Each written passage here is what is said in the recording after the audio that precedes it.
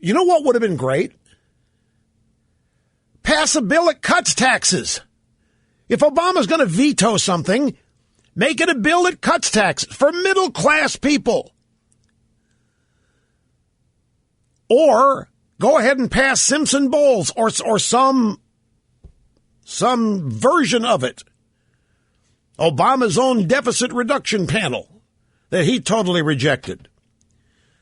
But if you want to put the onus on Obama, if your objective here is see that he gets blamed for something, if that's your objective, then pass a bill that cuts taxes. Be Republican and be conservative and pass a bill that cuts tax.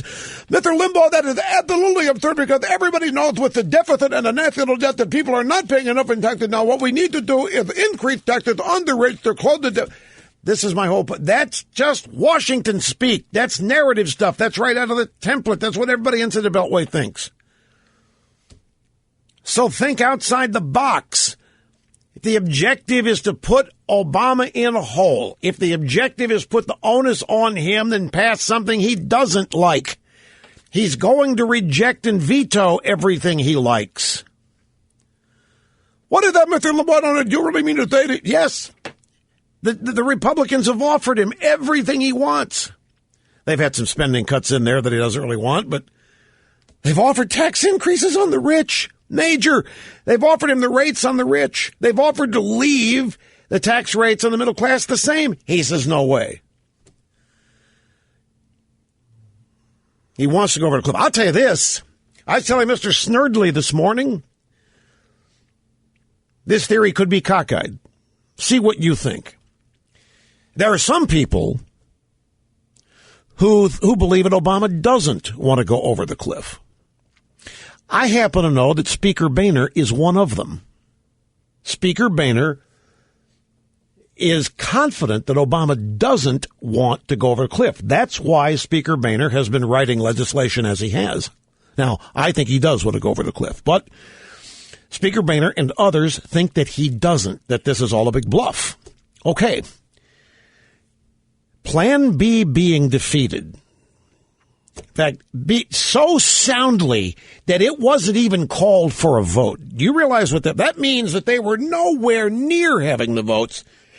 And it raises another question. Why even call for the vote when you're in that bad a shape on it? But this may flush Obama out. Okay, so the Republicans have demonstrated they aren't going anywhere near where Obama wants. The Republicans in the House are not going to cave. They're not going to give him what he wants. The admission, the confession, the concession that their policies are to blame for this. So he knows that if Boehner is now going to have, for Boehner to get anything out of the House, and if to avoid the cliff, the House is going to have to pass something that the Senate will pass, that Obama will sign. And the Republicans have just put their foot down that this isn't the way to do it. Now, if Obama does not want to go over the cliff, this might flush that out.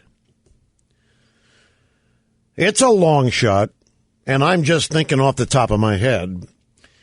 But if he doesn't want to go over the cliff, he really doesn't. He just has everybody thinking he does want to, but he really doesn't want to go over the cliff. This failure of Plan B, this dramatic, giant failure,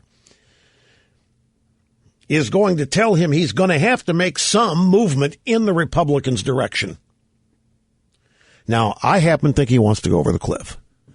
I happen to think that he's salivating to go over the cliff. It's a Democrat wet dream, folks, going over the cliff. I mean, it is stuff they've been dreaming of all their lives, like getting health care. Got to take a break. Be right back with much more. Don't go away.